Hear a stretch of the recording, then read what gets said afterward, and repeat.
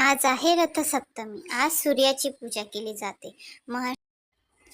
महर्षी कश्यप व देवी माता अदिती यांचा पुत्र आहे सूर्य। या सूर्याला प्रसन्न करण्यासाठी आज त्याला अर्घ्य देऊन त्याची पूजा केली जाते।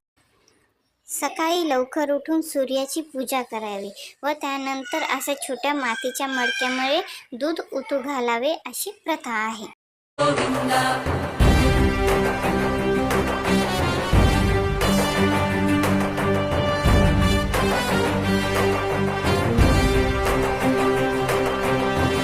याग गुण गोविंदा